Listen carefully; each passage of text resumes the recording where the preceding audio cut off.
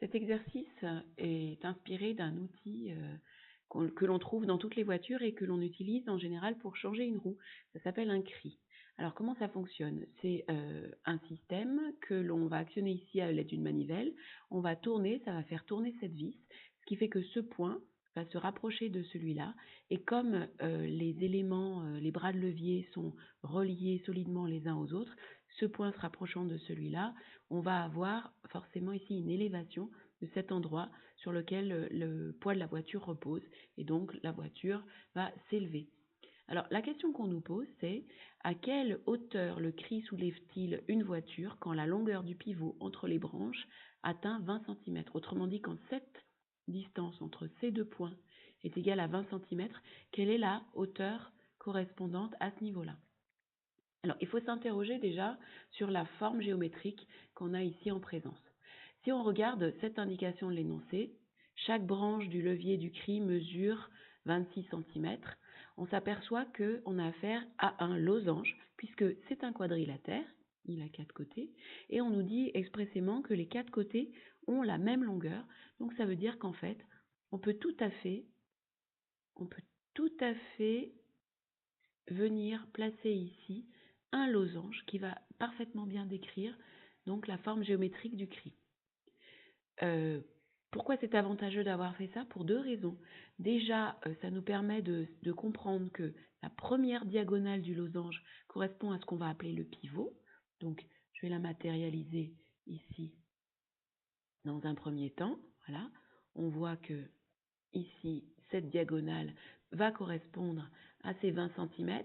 Et puis, autre chose, ce qu'on nous demande, c'est quelle est la hauteur, et là je vais la matérialiser ici, quelle est la hauteur dont va s'élever la voiture, et ça correspond à la longueur de la deuxième diagonale du losange. Ce qui fait qu'en fait, on se ramène à l'étude d'un losange dont on nous donne la longueur d'un côté, on nous donne la longueur d'une diagonale, et le travail, c'est calculer la longueur de l'autre diagonale. Donc on a modélisé notre situation, on est passé d'un problème concret à un problème mathématique. Alors, comment est-ce qu'on va procéder? Déjà, on va essayer d'extraire notre dessin pour que ça soit plus facile déjà de mettre des noms sur les différents sommets et qu'on arrive à s'y retrouver. Qu'on arrive surtout à trouver une stratégie de calcul. C'est pas assez grand, on va faire ça un peu plus grand, histoire d'y voir un peu clair. Voilà, hop. Bon, ça on peut tout simplement s'en passer et recommencer le tracé des deux diagonales. Alors pendant ce temps-là, on réfléchit. Qu'est-ce qu'on nous demande? On nous demande en fait la moitié de cette diagonale. Comment est-ce que je sais que c'est la moitié? Je le sais parce que dans un losange, les diagonales que je dessine, elles ont deux propriétés remarquables. Déjà, elles sont perpendiculaires et ensuite, elles se coupent en leur milieu. Donc, je peux dessiner ici un angle droit. Je sais que les deux diagonales sont perpendiculaires et je sais aussi qu'elles ont le même milieu. Alors, ça va se matérialiser par ce codage-là. C'est-à-dire que si je nomme mon losange ABCD, que j'appelle O le point d'intersection des diagonales, je vais pouvoir dire deux choses. Première chose, O est le milieu de AC. Ça va être bien pratique quand il va s'agir de trouver la longueur OC. Et deuxième chose, O est le milieu de BD.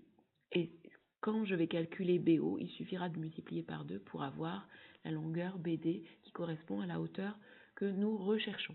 Alors, autre chose que l'on sait, c'est qu'à ce niveau-là, on a notre losange qui a été identifié par sa définition qui est de dire un quadrilatère qui a 4 côtés de même longueur est un losange. Voilà tout le codage qu'on peut mettre sur le dessin. On va maintenant indiquer les données chiffrées. Donc, on sait qu'ici, on a nos 26 cm. Et puis, nous cherchons cette dimension-là pour avoir ensuite BD. Et nous connaissons, ou nous avons un moyen facile de calculer la longueur OC, dans la mesure où on sait que AC, dans l'énoncé, c'était 20 cm. Donc ici, on va justifier que cette longueur OC mesure 10 cm. Et là, je pense que vous avez compris on va se placer dans le triangle OBC, qui se trouve être un triangle rectangle pour lequel on a 2 longueurs, et on va déterminer la troisième. Voilà. Donc, en ce qui concerne la rédaction, on va démarrer par la justification du losange. Alors, on y va. Donc, on commence par montrer que ABCD est un losange. On va écrire, on sait que les bras de levier mesurent tous 26 cm. Donc ça veut dire que AB est égal à ABC est égal à CD est égal à DA. Alors, propriété que je vais écrire en rouge, si un quadrilatère a 4 côtés de même longueur,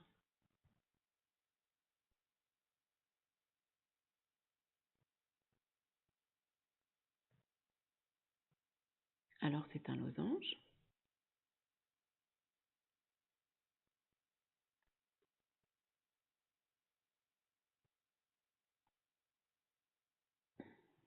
Et c'est pour cette raison qu'on va pouvoir conclure que notre ABCD est bien un losange.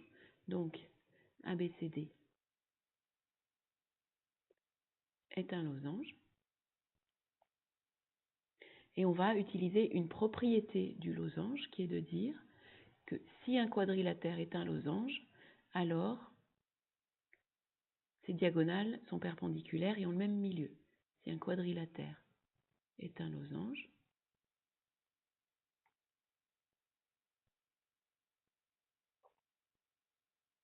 alors ses diagonales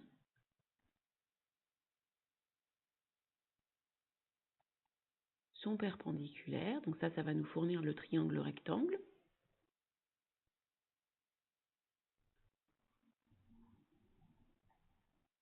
Et ont le même milieu. Ça va nous donner les longueurs OC. Et puis ça va nous permettre ensuite de pouvoir calculer BD. Et ont le même milieu.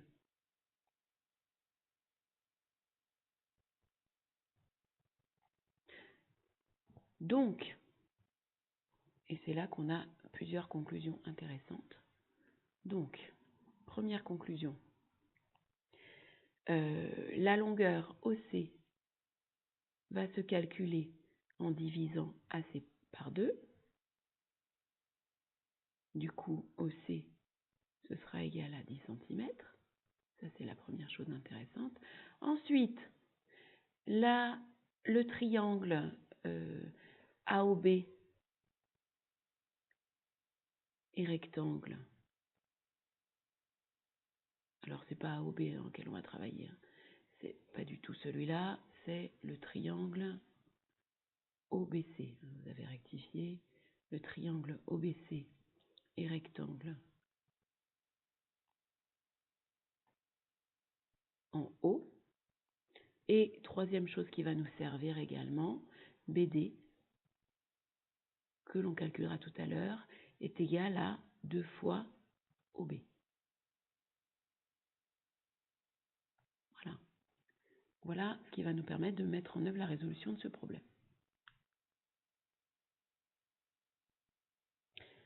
Voilà, donc maintenant qu'on a posé tout le cadre, on va s'intéresser au calcul de OB qui va nous permettre de déduire BD. Alors on va faire un petit peu de place pour pouvoir écrire la suite de notre résolution. Voilà, comme ça. Voilà. Donc maintenant, la nouvelle étape, c'est je calcule BD. Donc c'est ce que je vais noter ici. On va séparer nos deux calculs. Alors, calcul de BD.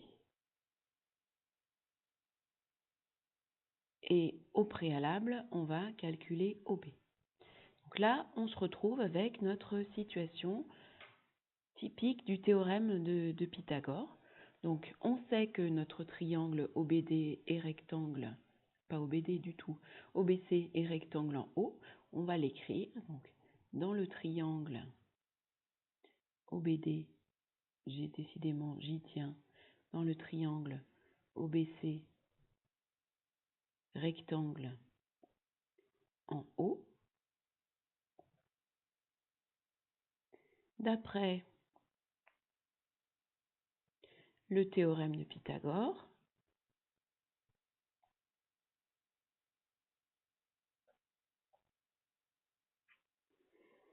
alors, comment s'écrit le théorème de Pythagore dans ce triangle? On observe, il est rectangle, l'hypoténuse c'est BC. Tiens, au fait, on peut peut-être rajouter ici que maintenant on a trouvé la longueur de ce côté qui est égale à 10 cm, on l'a ici. On a un triangle rectangle en haut, l'hypoténuse c'est BC, on cherche le côté OB, c'est un côté de l'angle droit, on sait déjà à l'avance qu'on fera une soustraction d'ici un petit moment, mais le théorème de Pythagore s'écrit toujours de la même manière.